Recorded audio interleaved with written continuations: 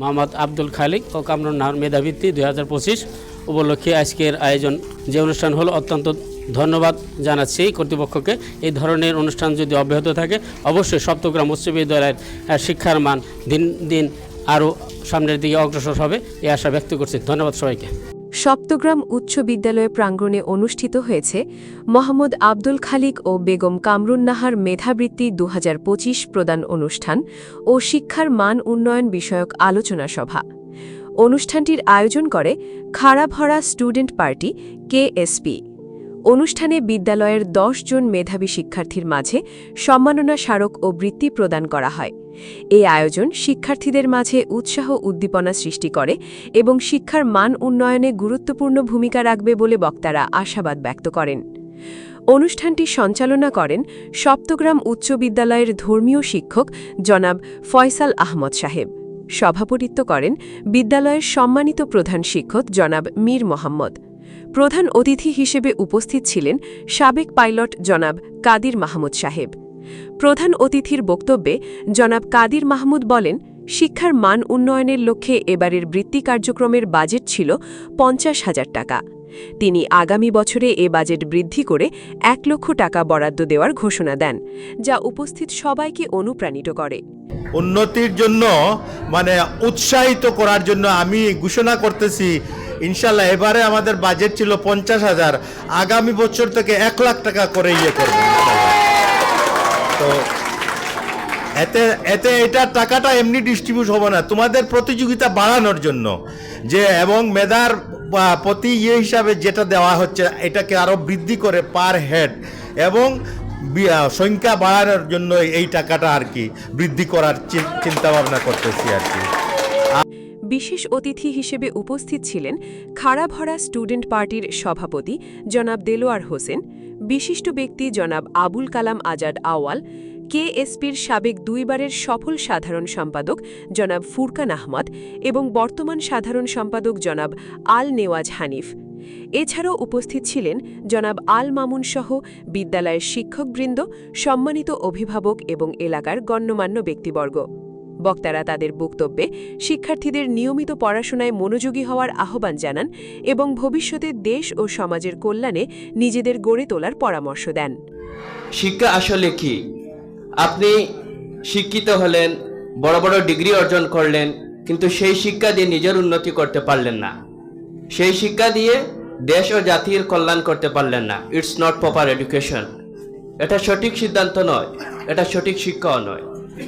এই শিক্ষা দিয়ে নিজের উন্নতি করতে হবে, দেশের উন্নতি করতে হবে, জাতির উন্নতি করতে হবে। তো আজকের যে এই অনুষ্ঠানটা আয়োজক যারা যে দাতা হিসেবে যিনি আপনারা অলরেডি হইলিছেন, উল্লেখ করছেন, তিনি প্রত্যেক বছর প্রায় আজ 5 থেকে 6 বছর ধরে 50,000 টাকা করে এখানে ডোনেশন করেন। তো এই ডোনেশনটা দেওয়া হয় যে তানোর মন থেকে ওটা হয় যে এখানে দরিদ্র স্টুডেন্ট অনেক আছে, হয়তো পড়ালেখা করতে পারে না, যার কারণে এটা একটা ডোনেশনটা দেওয়া হয়।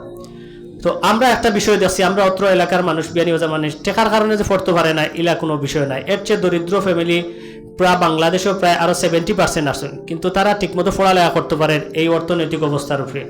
কিন্তু আমরা এটা অর্থনীতির কারণে পড়ালেখা আমরা বন্ধ হয় না।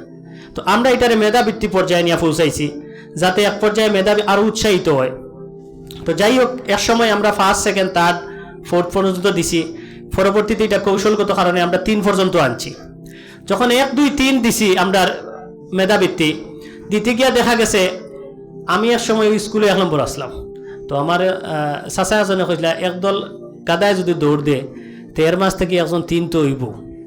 তো আমরা এটা চিন্তা করছি যে যদি 1, 2, 3 কোনোভাবে এক সালে ফেল করিও 3 হয়, তাও তো 3 নম্বর পুরস্কার পার।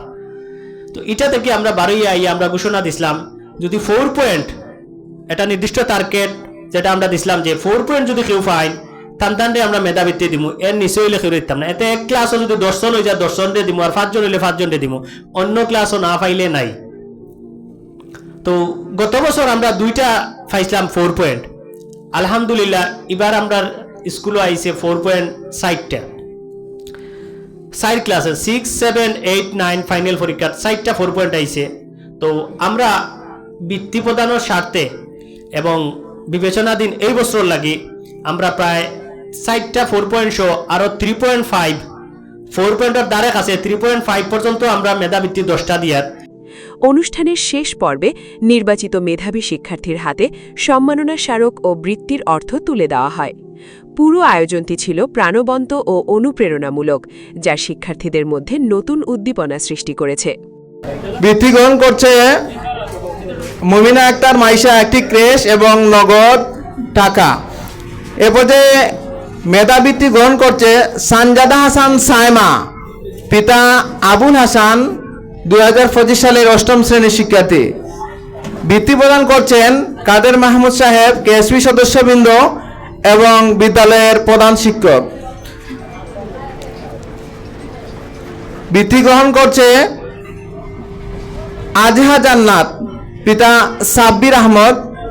বৃত্তি গ্রহণ করার জন্য আহ্বান জানাচ্ছি আজহা জান্নাত, পিতা সাব্বির আহমদ, 2025 সালের 8ম শ্রেণীর শিক্ষার্থী।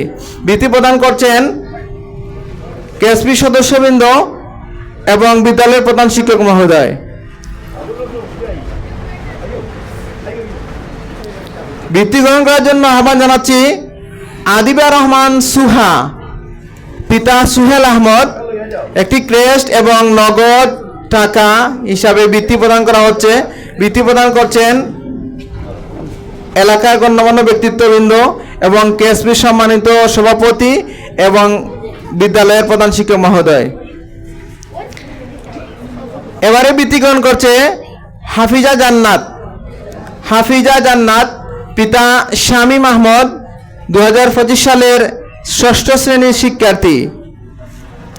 বৃত্তি প্রদান করছেন কাদের মাহমুদ এবং সাথে আছেন কেএসপি সম্মানিত সভাপতি জনাব দেলোয়ার হোসেন সাহেব।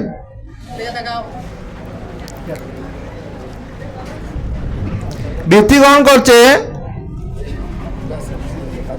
সরওয়ার আহমদ, 2025 সালে 8ম শ্রেণীর শিক্ষার্থী। পিতা এবং সাথে থাকছেন গার্জিয়ান আবুল কালাম, আমাদের স্টাফের অন্যান্য ব্যক্তি আবুল কালাম। বৃত্তি হিসেবে প্রদান করা হচ্ছে একটি ক্রেস্ট এবং সাথে নগদ টাকা। এবারে বৃত্তি গ্রহণ করছে ফাতেমা জান্নাত, পিতা দুদু মিয়া। ফাতেমা জান্নাত, পিতা দুদু মিয়া, 2025 সালের 6ষ্ঠ শ্রেণীর শিক্ষার্থী। ফাতেমা জান্নাত ইসরাত, পিতা দুদু মিয়া। বৃত্তি প্রদান করছেন কেএসপি সদস্যবৃন্দ এবং কাদের মাহমুদ সাহেব। এবারে বৃত্তি গ্রহণ করছে মাহমুদা আক্তার, পিতা বদরুজ্জামান নাজিম। মাহমুদা আক্তার, পিতা বদরুজ্জামান নাজিম, 2025 সালের 9ম শ্রেণীর শিক্ষার্থী। এবারে বৃত্তি গ্রহণ করছে ফাতেমা আক্তার। ফাতেমা আক্তার, পিতা তাজউদ্দিন, 2025 সালের 7ম শ্রেণীর শিক্ষার্থী। ফাতেমা আক্তার, পিতা তাজউদ্দিন। বৃত্তি প্রদান করছেন বিদ্যালয়ের প্রধান শিক্ষক এবং কেএসপি সদস্যবৃন্দ।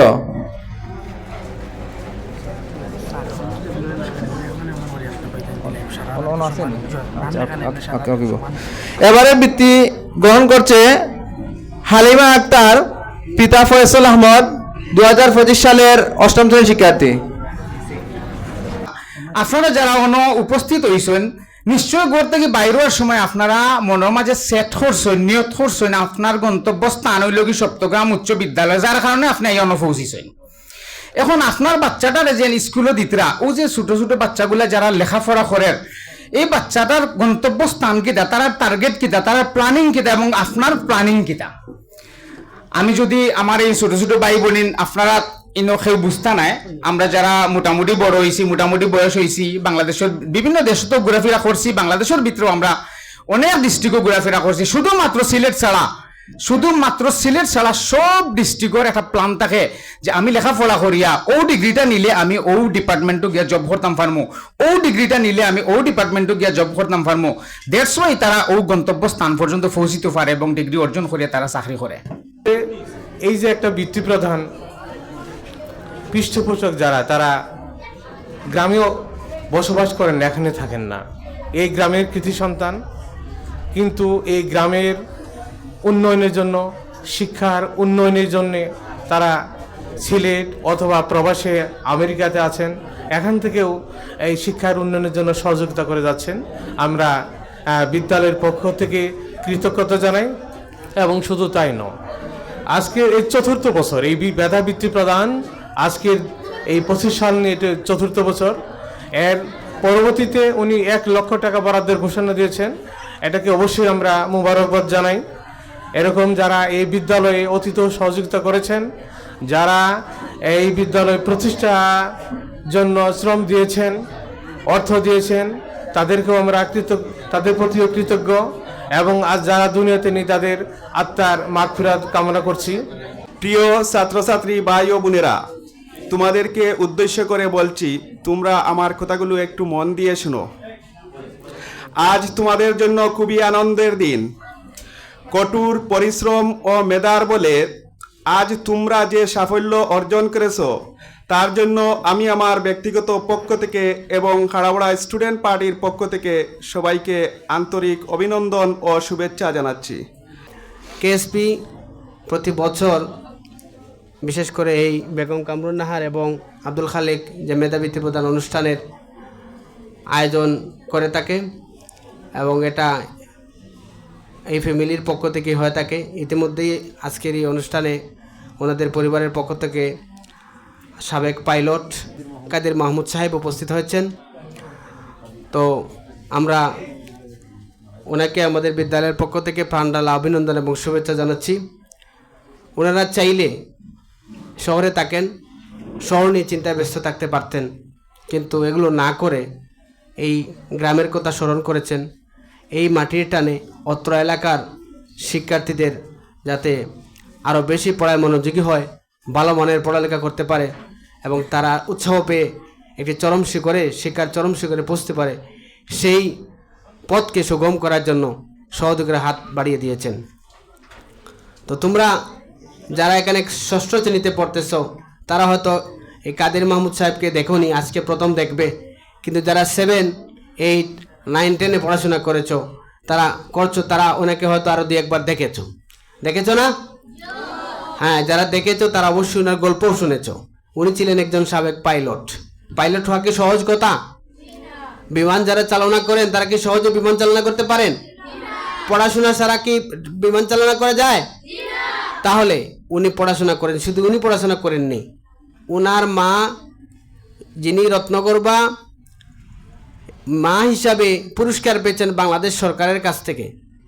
ওনার যে 4 সন্তান আমরা যেটা জেনেছি, 4 জন সন্তানই প্রতিষ্ঠিত এবং স্বনামধন্য ব্যক্তিত্ব। যারা এই সুনাম অর্জন করতে পেরেছেন কি এমনি নাকি পড়াশোনা করেছেন? পড়াশোনা করেছেন তো? তাহলে পড়াশোনা করে ওনারা একটা পর্যায়ে গেছেন হিসাবে ওনার মা সম্মানিত হয়েছেন। এখন যদি তোমরা পড়াশোনা করো, তোমরা যদি ভালো একটা অবস্থানে যাও, তাহলে এতে কি তোমার মা বাবা সম্মানিত হবেন না? তোমার মা বাবা কি সম্মানিত হবেন না?